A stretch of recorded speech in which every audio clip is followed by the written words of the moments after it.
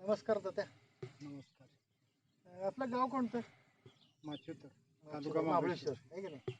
आज आता हे काय आपण स्ट्रॉबेरीचं पीक जर पाहिलं, मला वाटतं तालुक्यात मी आता खूप फिरतो. अनेक शेतकऱ्यांची पिकं पाहिली, पण या पिकासारखं निरोगी पीक मला कुठेही दिसलं नाही. म्हणजे या पिकाकडे बघितलं की जसं काय हे खेळायला आलंय मैदानामध्ये असं वाटतं. बाकीच्यांची जी पिकं पाहिली ते एका ट्रेस खाली आहेत, जे त्यांना काहीतरी एक प्रेशर आहे, अंडर प्रेशर आहेत अशी दिसतात. मग हे पीक एवढं सुदृढ का? तर ह्याची थोडीशी आपण माहिती तात्यांकडून समजून घेऊया. कारण तात्या खूप विचारपूर्वक शेती करतात. अनावश्यक खर्च झाला नाही पाहिजे. पिकाला नेमकं काय पाहिजे, मातीला काय पाहिजे ह्याची जाणीव ठेवून त्याप्रमाणे ते शेतीमध्ये काम करत असतात. मला खूप चांगलं वाटलं यांच्याशी बोलत असताना. म्हणून म्हटलं आपण यांचा एक छोटासा व्हिडिओ तयार करूयात. तर तात्या, आपण स्ट्रॉबेरीची रोपं स्वतः तयार केली होती का? हो, स्वतः. बरं. आता रोपांमध्ये इतरही शेतकऱ्यांची रोपं आहेतच, त्यांनी स्वतः लावलेली. मग आता वरती आणून त्यांनी लागवड केली तरी त्यांची सक्सेस नाही. अनेक जण म्हणतात की मी विकतचं रोप घेतलं म्हणून मला हे जमलेलं नाही, म्हणजे दुसऱ्यावर ढकलायला बघतात. इथं तसा काय प्रश्न नाही. तर आता तिथनं रोपं तुम्ही इथं आणली आणि इथं लागवड केली.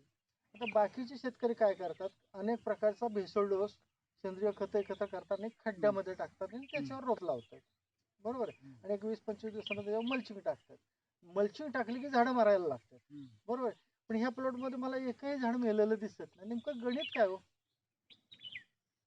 त्याचं नियोजन, वास्तविक त्याचं नियोजन मी मे महिन्यापासून सुरुवात केली होती नियोजन करण्यासाठी. बर.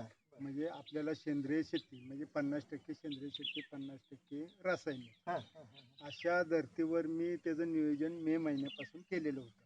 तर मे महिन्यामध्ये मोठ्या ट्रॅक्टरनं त्याची नांगरट केली आणि हे एवढ्या प्लॉटला हे मला वाटतं 10 गुंठ्याचं प्लॉट आहे. 10 पण नाही, 10च्या कमी, 8 ते 10 गुंठे. तर त्याला 3 ट्रॉल्या शेणखत टाकलं. म्हणजे 8 गुंठ्याला तुम्ही 3 ट्रॉली शेणखत हो, दिलं? शेणखत टाकलं बरं. आणि ते पसरवलं सगळं शेणखत उन्हातच? म्हणजे मे महिन्यामध्ये 15 तारखेच्या आसपास मी पसरवलं.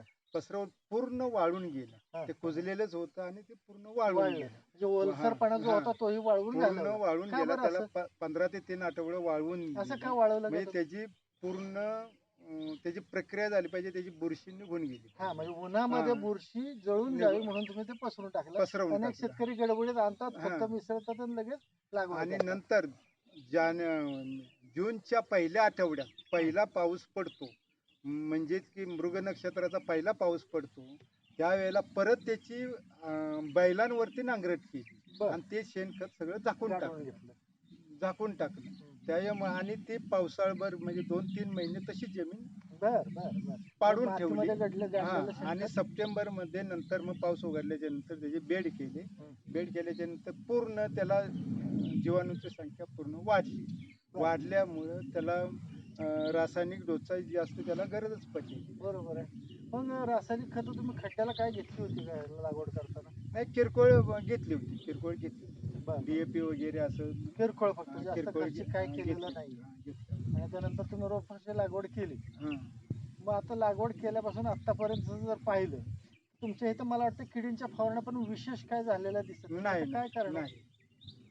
नाही ना, ते जास्त करून ट्रॅप, हे असे मी ट्रॅप वापरलेले आहेत. म्हणजे तुम्ही हे जे निळे पिवळे पांढरे सगळे ट्रॅप म्हणजे 3 कलरचे ट्रॅप आहेत. त्यामुळे काय झालं की तुमच्या किडी सगळ्या तिकडं चिकटल्या गेल्या. पर्यायानं तुम्हाला पिकावरती त्रास नाही झाला.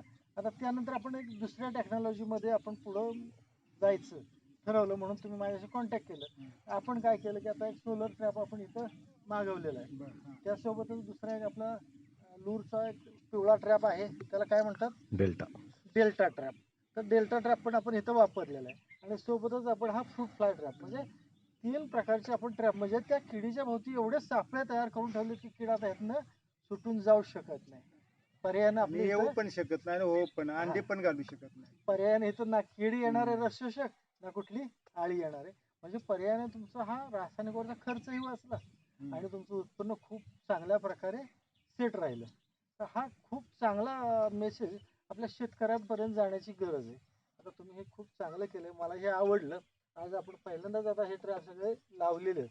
फक्त निळे पिवळे पहिले लावलेले होते, पण आज आता सोलरचा एक लावलेला आहे, डेल्टा टाईप एक लावलेला आहे आणि हा एक लावलेला आहे. तर मित्रांनो, 2 दिवसातच मी परत एकदा व्हिजिट करेन इथं आणि ह्या सर्व ट्रॅपची नेमकी कंडिशन काय आहे. एक तर इथं कीड खूप कमी कीड आहे, की आता ह्यांचं पीकच एवढं निरोगी आहे की इथं कीड त्याला सक करण्या एवढी ताकदच नाही त्या किडीमध्ये. आणि बाकीचे शेतकरी काय करतात, रासायनिक खतं प्रचंड प्रमाणात वापरतात, त्यामुळे पानं होतं एकदम हळवी आणि पर्यायाने त्या किडी तिथं सहज प्रकारे रस शोषायला येतात. पण इथं मात्र तसं नाही. पान कुठलंही तुम्ही जर पाहिलं तर हाताच्या पंजासारखं मोठं पान आहे आणि त्याच्यामध्ये कुठलीही कीड त्याला चावू शकणार नाही, असलं स्ट्रॉंग आहे.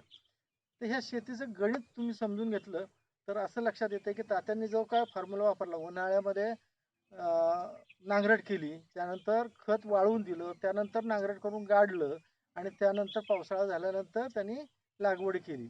इथं कुठलाही जास्त बडेजाव खतांचा न करता त्यांनी अगदी नॅचरल फार्मिंगप्रमाणे ही लागवड केलेली असल्यामुळे पीक एकदम कसं खुमासदार दिसतं आपण म्हणूयात. अगदी हसतं खेळतं दिसतंय. असं पीक अख्ख्या तालुक्यामध्ये मला कुठेच दिसलं नाही. तर तात्या, तुमचे खूप खूप धन्यवाद आणि अशीच आम्हाला ह्या शेतीतली माहिती सांगत चला मग. नमस्कार.